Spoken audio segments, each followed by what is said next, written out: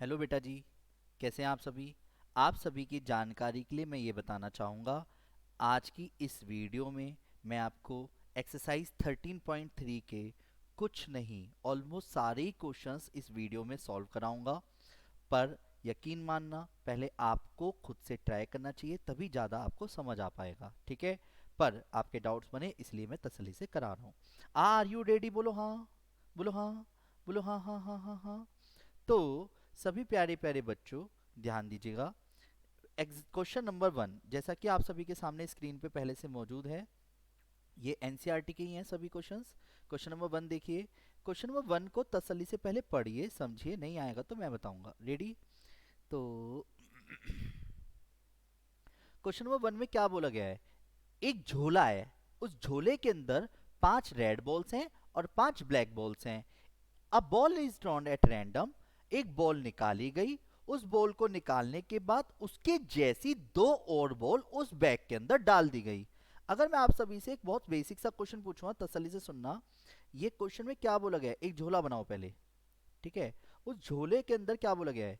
5 तो red ball हैं और 5 ब्लैक बॉल्स हैं। एक बॉल निकाली गई, कलर को देखा गया, कलर को देखने के बाद उसके जैसी दो और बॉल उस बैग के अंदर घुसेड़ दी। उसके बाद फिर से रेड बॉल निकाली। पर पहला क्वेश्चन मेरा यहीं पे राइज होता है। मान लो भी कुछ भी मैंने बॉल नहीं निकाली है, बैग जो आपके सामने दिख रहा है वही देखते हैं। पहली रेड बॉल निकालने की प्रोबेबिलिटी क्या होगी अगर मैं बैग में से कोई चेंजेस नहीं करता? 5/10। और फिर से अगर मैं सेम क्वेश्चन दोबारा पूछता, इसी बैग में से ब्लैक बॉल निकालने की प्रोबेबिलिटी 5/10। पर वेट, क्वेश्चन की लैंग्वेज समझते हैं। क्वेश्चन की लैंग्वेज में हुआ क्या? दो बातों का असर पड़ा। क्या? कि फर्स्ट बॉल इज रेड। या तो फर्स्ट बॉल रेड कलर की निकाली गई थी, या फर्स्ट बॉल इज ब्लैक। क्योंकि मुझे नहीं पता कौन सी बॉल निकाली गई, उसने तो सिर्फ ये बोला कि एक बैग के अंदर एक बॉल निकाली, देखी और उसके जैसी दो और बॉल उस बैग के अंदर डाल दी गई। तो क्वेश्चन को पहले तसल्ली से समझ लीजिए। ये जो मैं पिक्चर बना रहा हूँ ये आपको अपने माइंड में बनाए रखनी है, ठीक है। तो जब आप एक रेड बॉल देख करके उसके जैसी दो बॉल बैग के अंदर डालोगे तो बैग के अंदर चेंजेस क्या आएंगे? 7 रेड बॉल हो जाएगी और 5 ब्लैक बॉल हो जाएगी। ये क्लियर है? बोलो हाँ। बोलो हाँ। बोलो हाँ हाँ हाँ हाँ हाँ। ठीक है, यहाँ तक कोई दिक्कत तो नहीं है। फिर इसके बाद 5 तो रेड बॉल हो गई। जब ब्लैक देखी तो ब्लैक के जैसी दो और बॉल डाल दी, तो यानी 7 ब्लैक हो गई। क्लियर? अब बात आती है, क्वेश्चन पूछा क्या गया है? What is the probability that the second ball is red? यानी सेकंड रेड बॉल निकालने की प्रोबेबिलिटी बताओ। अब दिक्कत क्या है, सेकंड रेड बॉल जब निकालूंगा तो सेकंड रेड बॉल कब निकालूंगा? या तो रेड बॉल निकालने पे रेड बॉल निकालूंगा, या तो यहां से रेड निकालूंगा, या इस वाले बैग से रेड निकालूंगा। तो पहले आप अपने उसले में यहाँ पे मेंशन कर रहा हूँ E1, E2 और R यानी रेड बॉल, यानी R2। क्लियर है? पहले E1 डिनोट कर रहा है पहली first drawn ball is first. देखो इसे ना ऐसे लिख देता हूँ, R1 और B1 ज्यादा बेस्ट रहेगा। नहीं यार आप कंफ्यूज हो गए, E1 E2 ये है दो। E1 E2, first drawn ball is red. या तो मैं फर्स्ट ड्रॉन बॉल क्या कर सकता था, first drawn ball is red, या फिर फर्स्ट ड्रॉन बॉल क्या हो सकती थी? ब्लैक। अभी इस थ्योरी पे फोकस मत करना, पहले क्वेश्चन को समझने पे फोकस करना। रेडी? और रेड R2 डिनोट कर रहा है सेकंड ड्रॉन बॉल को, सेकंड ड्रॉन बॉल वो भी रेड कलर की। क्लियर? अब सुनो, एक्चुअल में जो हेडिंग है पहले मैं वो लिख देता हूँ, रिक्वायर्ड प्रॉप यानी रिक्वायर्ड प्रोबेबिलिटी।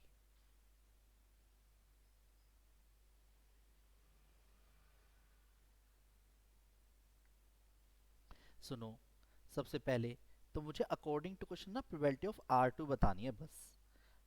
अब सुनो, पहले अगर मैं आपसे देसी लैंग्वेज में बात करूं, क्या पहले एक चीज बताओ, अगर मैं आपसे कहूं रेड बॉल निकालनी है तो पहले आप पहले पहली बॉल निकालते। आपने कहा सर रेड बॉल आई है, पहली कलर पहली रेड बॉल आई है, तो पहली रेड बॉल निकालने की प्रोबेबिलिटी 5/12 होती। फिर मैं कहता अच्छा बेटा रेड बॉल आई है, तो फिर से रेड बॉल निकालने की प्रोबेबिलिटी क्या होगी, समझना। तो जब मैं पहली रेड निकालता तो 5/12, 5/10 सॉरी, है ना, 5/10। फिर दूसरी रेड बॉल निकालने की प्रोबेबिलिटी क्या हो रहेगी, 7/12। ये समझ आया। पहली रेड, क्योंकि जब दूसरी रेड निकालूं तो रेड बढ़ गई, पर वेट, जरूरी है दूसरी रेड रेड निकालने पे निकालता, हो सकता था ब्लैक निकालूं। जब मैंने बैग के अंदर हाथ डाला मैंने देखा अरे ये तो ब्लैक कलर की बॉल आई है, तो ब्लैक कलर निकालने की भी 5/10, पर इस बार ब्लैक बढ़ गई बैग में, ये रहा। और इस बैग में से फिर आप जब रेड निकालोगे तो रेड निकालने की प्रोबेबिलिटी 5/12, क्योंकि रेड उतनी रहेंगी, टोटल पे असर पड़ गया।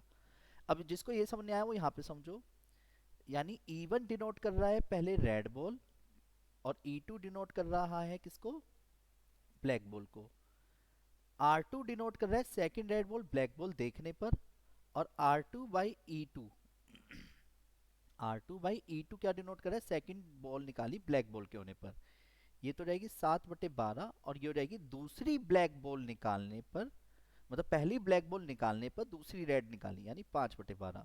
इसे ऐसे समझते हैं, पहले मैंने रेड बॉल निकाली, फिर पहली रेड बॉल निकालने के बाद रेड बॉल निकाली, वो भी दूसरी, प्लस फिर दूसरी ब्लैक निकाली। E2 डिनोट कर रहा है ब्लैक को, ये मैंने लैंग्वेज में लिख दिया है। फिर क्वेश्चन बोला गया दूसरी ब्लैक निकालने के बाद रेड निकाली है, समझ गए। अब क्वेश्चन में बेस थ्योरम क्या होती कि पहली कौन सी निकाली इसकी प्रोबेबिलिटी बताओ, ऐसा उसने बोला नहीं। तो 35 + 25 डिवाइड बाई 120, तो एट द एंड आंसर क्या है 60/120, तो आंसर आ गया 1/2। आया समझ, बोलो हाँ। जल्दी से रिप्लाई कर दीजिए, आ गया, डन। नेक्स्ट, अब आते हैं क्वेश्चन नंबर 4 पे, उसी बुक का एनसीईआरटी एक्सरसाइज का क्वेश्चन नंबर 4। एक्चुअली ये कई बच्चों का डाउट क्यों बनता है, इसके अंदर एक खेल है। वो खेल क्या है वो समझते हैं क्वेश्चन को। क्या आपको क्वेश्चन रीड कर पा रहे होंगे, सामने ही है। In answering a question on a multiple choice test, a student either knows the answer या गेसेस द आंसर। यानी E1 और E2, यानी एक बंदा या तो तुक्का मारता है या वो उस क्वेश्चन का आंसर जानता है। तो मैंने सिंपल लिख दिया knows द आंसर या फिर guesses द आंसर, गेस करता है, गेस द आंसर, डन। और इस वक्त ए जो डिनोट कर रहा है आंसर इज करेक्ट, किसको डिनोट कर रहा है, आंसर इज करेक्टली, करेक्ट को।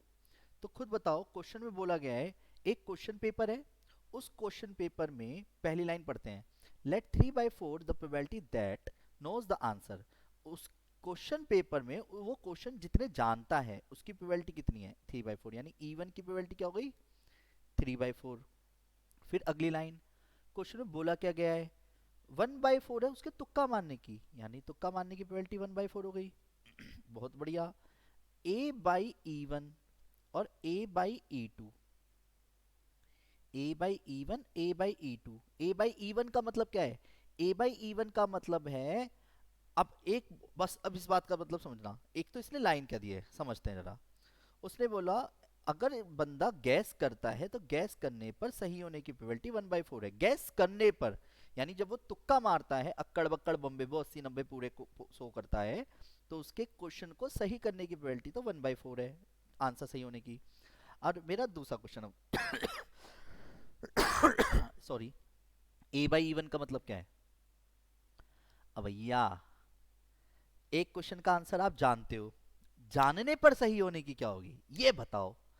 बेटे अगर आप जानते हो तो क्वेश्चन का आंसर सही ही होगा ना, तो सच बताओ, वरना उसे जानना थोड़ी ना बोलेंगे। अब मेरे शब्दों पे ध्यान दो, जब मैं बोल रहा हूँ एक क्वेश्चन का आंसर आप जानते हो और जानने पर सही होने की प्रोबेबिलिटी क्या होगी, बोलो बोलो बोलो बोलो बोलो। हाँ, यानी 1। ये बात हुई, वेरी गुड। आया समझ तृप्ति, विभा, स्नेह। तो यानी इस क्वेश्चन में ये एक खेल था कि उसने इस चीज को नहीं दिया था, तो अब कॉमन सेंस लगाना था। यार किसी क्वेश्चन का आंसर अगर हम जानते हैं तो सही होने की प्रोबेबिलिटी तो 1 होगी ना। अब वो पूछ किसकी रहा है, what is the probability that student, क्या, student knows the answer given that he answered it correctly, correctly होने पर, यानी अकॉर्डिंग टू क्वेश्चन क्या बोल रहा है, रिक्वायर्ड प्रोबेबिलिटी, ये थ्योरेटिकल पार्ट हो गया। रिक्वायर्ड प्रोबेबिलिटी क्या बोल रहा है, करेक्टली आंसर होने पर यानी ए की प्रोबेबिलिटी होने पर किसकी प्रोबेबिलिटी बतानी है? Knows the answer. Knows the answer यानी इवन की प्रोबेबिलिटी बतानी है। तो मैंने आपको बताया था ज़्यादा थ्योरेटिकल ना जा करके 3/4 की 1 में, 1/4 की 1/4 में। तो जॉन से की पूछे वन सा ऊपर तो यानी 3/4 इंटू 1। तो कैलकुलेशन में 3/4 अपॉन 12 प्लस 1 डिवाइड बाई 16, 4 ती चौक 16, 4 ती 12/13 आंसर आ गया। आया समझ? बोलो हाँ। एलसीएम ले लोगे? आया समझ? वेरी गुड, बहुत बहुत अच्छे। नेक्स्ट अगले पे आते हैं। नेक्स्ट आते हैं जरा इस क्वेश्चन को ध्यान समझना। ये है हमारी एनसीईआरटी बुक का क्वेश्चन नंबर कौन सा? 6th। क्योंकि 5th तो मैं कराऊंगा बेटा आपको क्वेश्चन नंबर 18 के साथ, तो पहले 6th देख लीजिए। 6th क्वेश्चन में क्या बोला गया है? देयर आर 3 कॉइन्स, 3 कॉइन्स हैं। One is a two headed coin. Two headed वाला समझिए, शोले वाला, अमिताभ जी चालू होते है ना।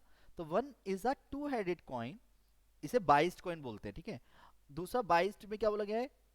यानी जिस कॉइन के साथ छेड़ाछाड़ी करी गई है, यानी 75% है उसके हेड आने की प्रोबेबिलिटी, वेट। तो एक काम करते हैं ना, पहले 3 कॉइन बना लेते हैं। रेडी? पहला कॉइन, दूसरा कॉइन, तीसरा कॉइन। डन। पहले कॉइन के अंदर क्या बोला गया है अकॉर्डिंग टू क्वेश्चन? पहला कॉइन है टू हेडेड। टू हेडेड यानी ये टू हेडेड वाला है, यानी टू हेडेड यानी जब भी टॉस होगा हेड ही हेड आएगा। इसमें क्या है? हेड आना और टेल आना, उनकी प्रोबेबिलिटी है, इसके चांसेस है 75%, टेल आने के हैं 25% बाई डिफॉल्ट, है ना? बोलो हाँ। फिर बाई तीसरा पॉइंट क्या बोला गया है? Third is an unbiased. Unbiased मतलब होता है नॉर्मल कॉइन, यानी हेड आएगा या फिर टेल आएगा। कॉइन 3 हो गए, बोलो हाँ। यानी E1, E2, E3, ये 3 कॉइन्स हो गए। क्वेश्चन में बोला गया one of the 3 coins is chosen at random. तो पहले selection of first coin, second coin, third coin. E1, E2, E3। अगर मेरे को कुछ नहीं बोला गया कि कॉइन कब सिलेक्ट करना है, तो आप बाय डिफॉल्ट तीनों कॉइनों को सिलेक्ट करते समय जो प्रोबेबिलिटी होगी वो क्या होगी? 1/3। तो यानी selection of coin first, selection यानी इनको नाम देता हूं, coin selection of two headed coin, ठीक है। सिलेक्शन ऑफ बाइज्ड कॉइन और selection of unbiased coin. Unbiased मतलब नॉर्मल कॉइन, ठीक है। बाइज्ड मतलब छेड़ाछाड़ी करा हुआ कॉइन। और ए किसके होने पर?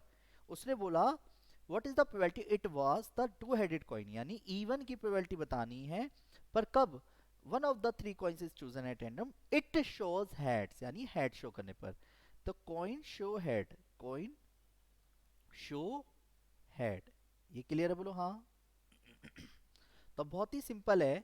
E1 की प्रोबेबिलिटी क्या हो जाएगी? 1/3। E2 की प्रोबेबिलिटी क्या हो जाएगी? 1/3। E3 की प्रोबेबिलिटी क्या हो जाएगी? 1/3। Clear? Wait, A by E1, A by E2 और A बाई E3।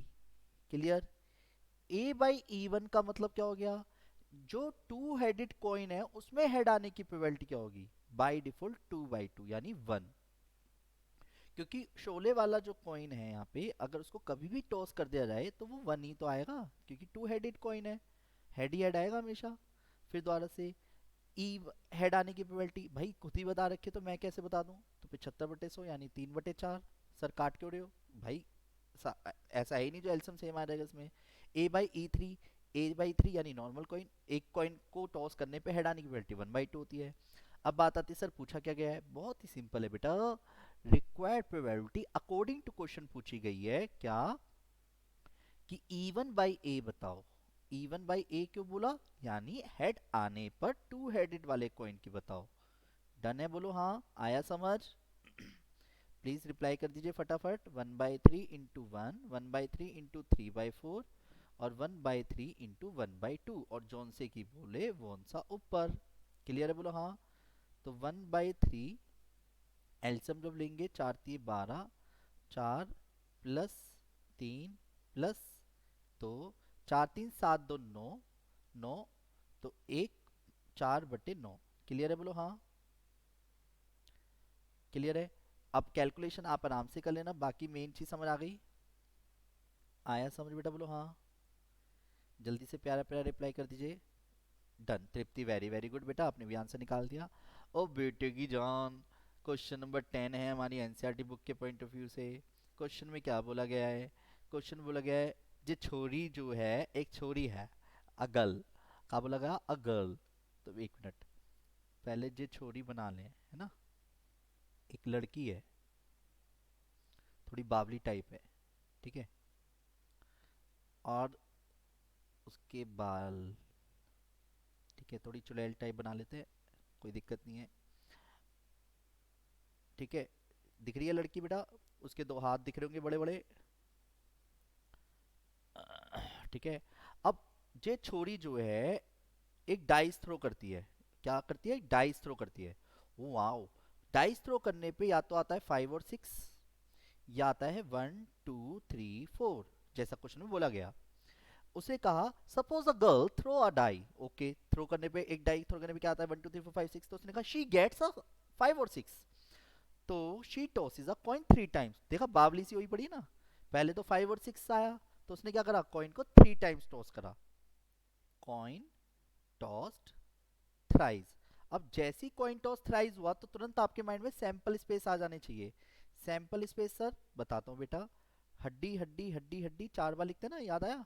हड्डी हड्डी हड्डी हड्डी, फिर टूटी टूटी टूटी टूटी, 4 बार एच, 4 बार टेल, फिर 2 बार हड्डी, 2 बार टूटी, 2 बार हड्डी, 2 बार टूटी। याद आ रहा है?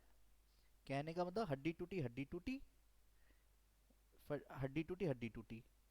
बेटा लड़की की नहीं, ऐसे नहीं ऐसे नहीं, हम बात कर रहे हैं हेड टेल की, यानी हड्डी टूटी हड्डी टूटी हड्डी टूटी। क्लियर है? तो ऐसे करके ये 8 बनेंगे। क्लियर है, बोलो हाँ। लिखने का तरीका, 4 बार हेड 4 बार टेल, 2 बार हेड 2 बार टेल, 2 बार हेड 2 बार टेल, दो H tail H tail H tail, ठीक है जी। और अगर वो कॉइन एक ही बार टॉस करता है, यानी कॉइन टॉस्ड वंस,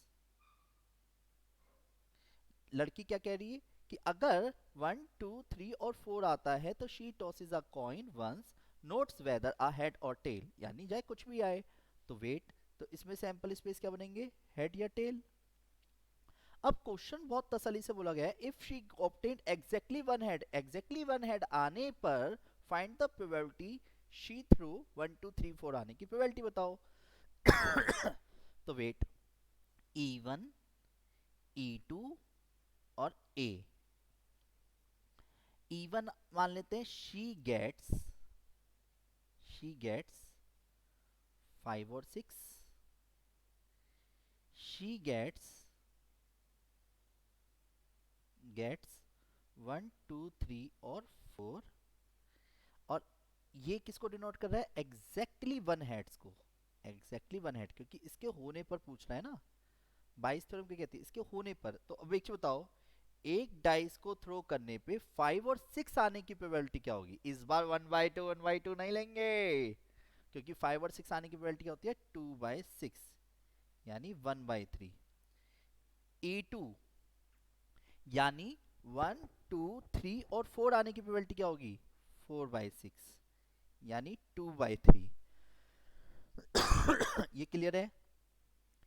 A/E1 की प्रोबेबिलिटी क्या होगी अकॉर्डिंग टू क्वेश्चन? A/E1 क्या हो गया? यानी एग्जैक्टली वन हेड अपियर्स। और जब आप सैंपल स्पेस बनाओगे तो ही तो बता पाओगे, यानी 5 और 6 आने पर एग्जैक्टली वन हेड अपियर्स। कैसे लिंक करिए सर? अरे 3 बार कॉइन टॉस किया ना, तो सिंपल क्वेश्चन पता है क्या है? 3 बार कॉइन टॉस करने पर एग्जैक्टली वन हेड अपियर्स की प्रोबेबिलिटी। Very good, 3/8। और A/E2 का मतलब क्या हो गया? कहने का मतलब, अगर एक कॉइन को एक बार टॉस किया गया है तो हेड आने की प्रोबेबिलिटी 1/2। क्लियर है? बोलो हाँ। बोलो हाँ। बोलो हाँ हाँ हाँ हाँ हाँ।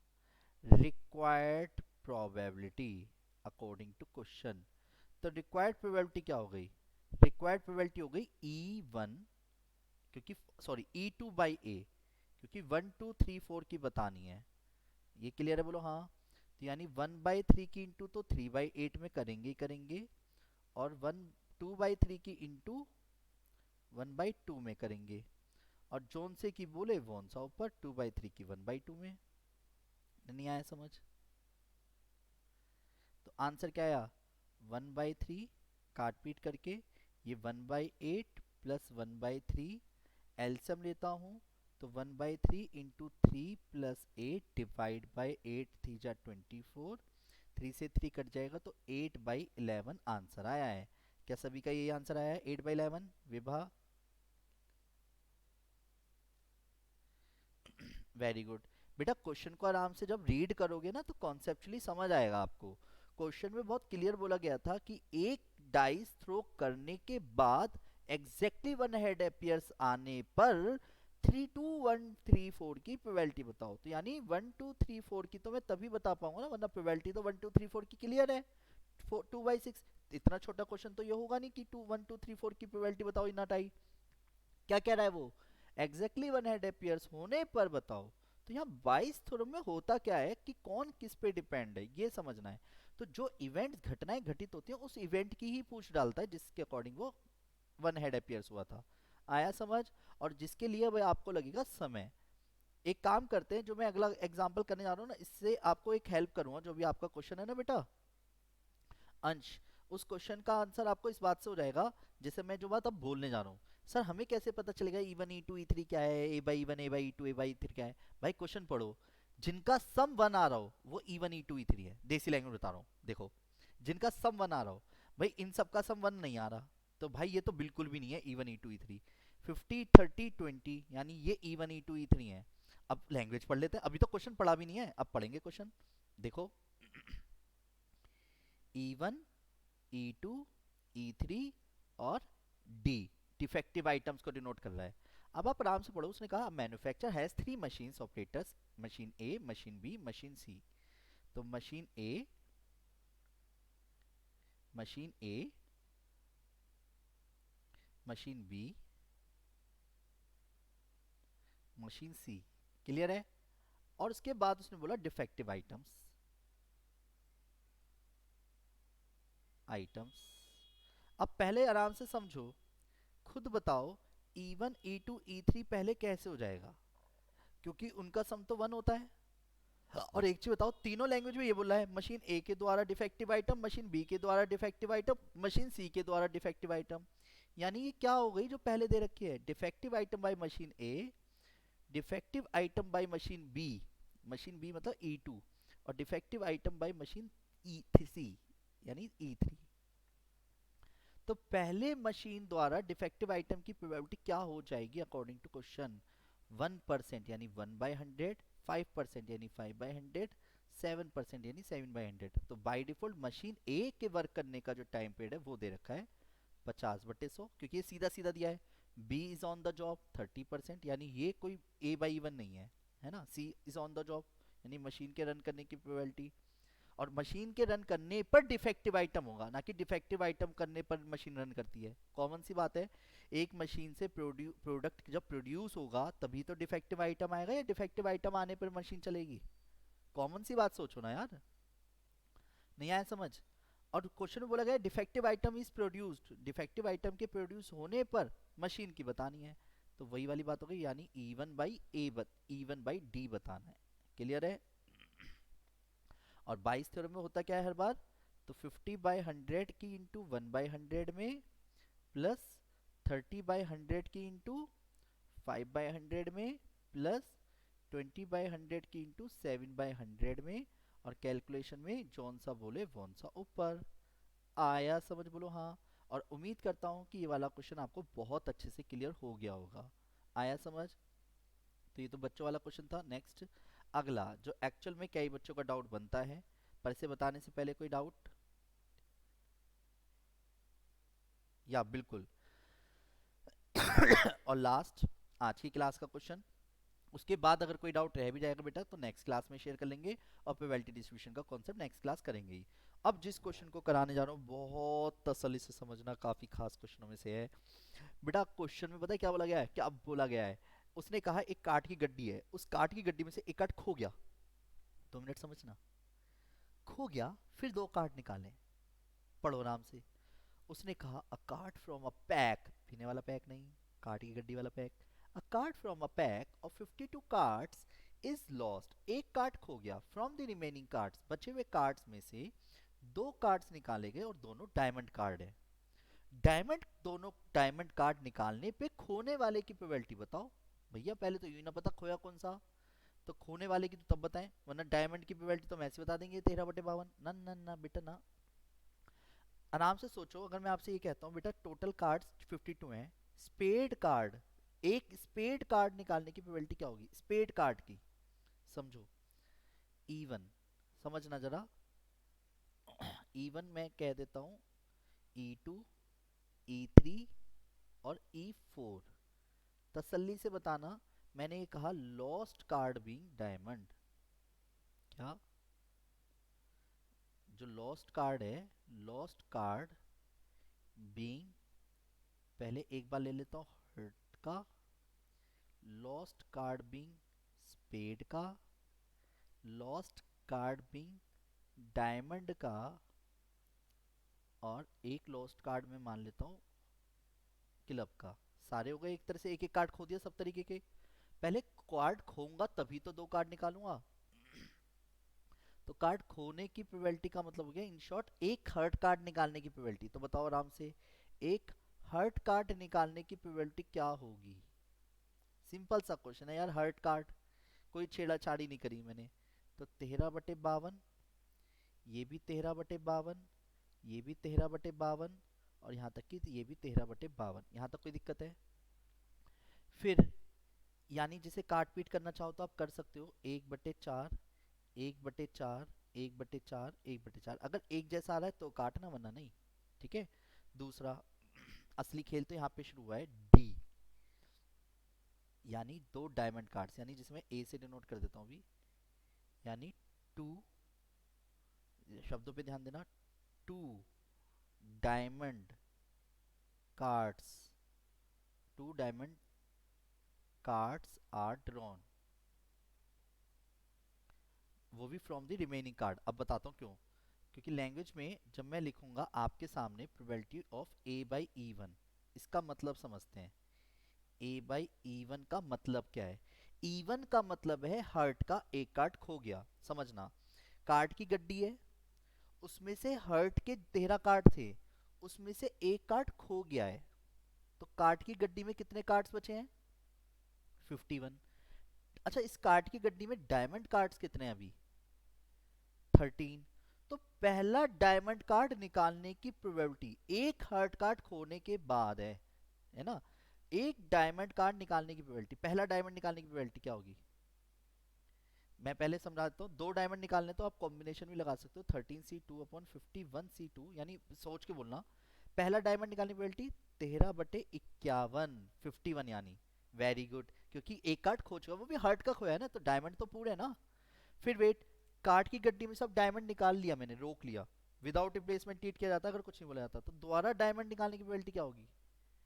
12/50।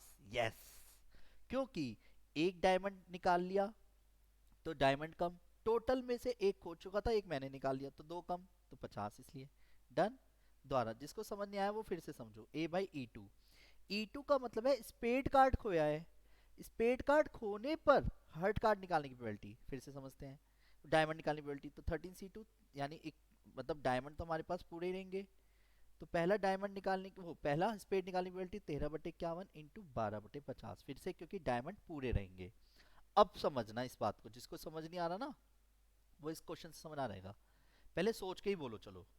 एक कार्ड की गड्डी में से एक डायमंड कार्ड खो गया है, पहला डायमंड कार्ड निकालने की प्रोबेबिलिटी, डायमंड खो चुका है एक, अब बताओ पहला डायमंड कार्ड निकालने की प्रोबेबिलिटी 12/51, और दूसरा डायमंड निकालने की प्रोबेबिलिटी 11/50। तो पहला डायमंड कार्ड यानी 13C2/51C2। क्लियर है? बोलो हाँ। और at the end A/E4, A/E4 का मतलब हो गया 13C2/51C2, यानी फिर से 13/51, यानी क्योंकि खोया कौन सा है क्लब का, तो डायमंड निकाल समय 13 पूरे रहेंगे, पर टोटल पे असर पड़ेगा। ठीक है, और 12/50। अब ये क्वेश्चन देखने में बड़ा है, कैलकुलेशन में इजी हो जाएगा, रीजन क्योंकि मैं जिस वे में कर रहा हूँ उसे ध्यान समझना। रिक्वायर्ड प्रोबेबिलिटी, एक्चुअल में कई बच्चे यहाँ पे गलती कर बैठते हैं, वो अगर क्लब खोने की बोलेगा तो E4/A निकालना, डायमंड खोने की बोले तो E3/A निकालना, स्पेड खोने की बोले तो E2/A निकालना, और हर्ट खोने की बोले तो E1/A। क्वेश्चन की लास्ट लाइन में उसने क्या बोला, देखो क्या खेल खेल गया, जिन दो कार्ड्स को निकाला गया है उसी एक कार्ड के खोने की पूछ ली, E1/A E3/A पूछ ली, E3/A, यानी दो डायमंड कार्ड निकालने पर डायमंड खोने की पूछ ली।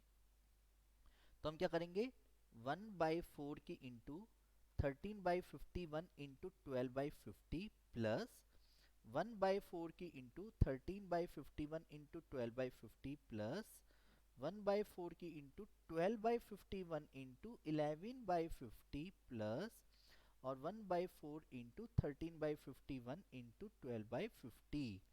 अब मेन बात क्या आती है, सर क्वेश्चन में क्या बोला गया भाई, जिसकी पूछे वो आंसर ऊपर, किसकी पूछी है, इसकी पूछी है, तो 1/4 इंटू 12/51 इंटू 11/50। तो एट द एंड आंसर क्या आ गया, काट पीट करके समझना, डिनोमिनेटर वाला पूरा पोर्शन कट जाएगा, 12 into 11 as it is. Calculation में इंटू पिंटू मत करने लगा करो, फिर बोल रहा हूँ मैं आपको, डिनोमिनेटर को ध्यान से देखो, 12 कॉमन आ रहा है, तो 13 प्लस 11, वो 13 प्लस 13 प्लस 11 प्लस 13, 12 से 12 कट जाएगा, तो एट द एंड आंसर क्या आया, 11/50। आया बेटा समझ, आया आया आया, सच्ची सच्ची बोलो आया, ठीक है। तो उम्मीद करता हूँ आपको ये सारी बातें समझ आ गई होंगी। अगर आप मेरे से कांटेक्ट करना चाहते हैं तो 9891390139 पे मेरे से कांटेक्ट कर लिया कीजिए, ठीक है। एक मैसेज पर्सनली करके, कोई ऐसी वीडियो कोई कंटेंट ऐसा चाहिए हो करे तो आपको जो नहीं मिल पा रहा है तो मैं आपको शेयर कर दिया करूँगा। मेरी बात समझ गई। और अगर कॉन्सेप्ट्स बहुत अच्छे से समझ आता है और आपके किसी दोस्त को ज़्यादा प्रॉब्लम आती है समझने में, तो यार ये वीडियो उसके साथ शेयर कर दिया करो, उसकी हेल्प ही तो होगी। और फिर वही वाली बात है, सर वीडियो कहाँ मिलती नहीं है, पता नहीं चलता, तो सब्सक्राइब करना पड़ता है ना बेटा चैनल, ठीक है।